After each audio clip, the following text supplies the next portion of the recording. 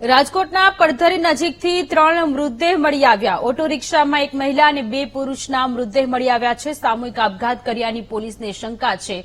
મૃતદેહો પાસેથી ઝેરી દવાની બોટલો પણ મળી આવી। પોલીસે ઘટનાની તપાસ શરૂ કરી છે। તો રાજકોટના પડધરી નજીકની આ ઘટના છે કે જ્યાં 3 મૃતદેહ મળી આવ્યા છે। ઓટો રિક્ષામાં એક મહિલા અને 2 પુરુષના મૃતદેહ મળી આવ્યા।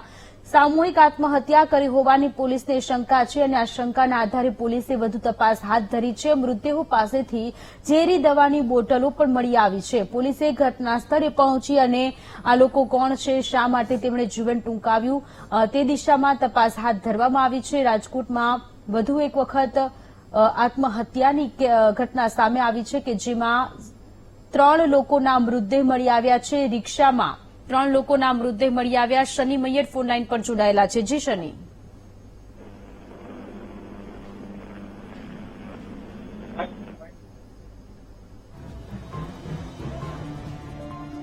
જી શનિ। સોનલ જીતના વાત કરવામાં આવે તો રાજકોટના પડધરીમાં સામૂહિક આપઘાતની શંકા હોવાને અત્યારે ઘટના સામે આવી છે। પડધરી નજીક સરકારી જગ્યામાંથી મૃતદેહો મળ્યા છે। એક મહિલા 2 પુરુષના મૃતદેહો મળ્યા છે।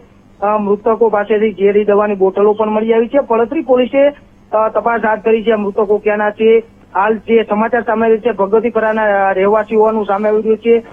ઘર કંકાસ હોવાને કારણે તેઓએ સામૂહિક આપઘાત કર્યાનું અત્યારે શંકા લાગી રહી છે, પરંતુ પડધરી પોલીસે આ મામલે તપાસ હાથ ધરી છે। મૃતકના સ્થળ પરથી રિક્ષા અને 2 બાઇક પણ મળ્યા છે અને સમગ્ર બાબતને લઈને આપઘાત પાછળનું કારણ પોલીસ અત્યારે જાણવા માટે તપાસ હાથ ધરી રહી છે। જી શનિ, આભાર તમામ વિગતો માટે।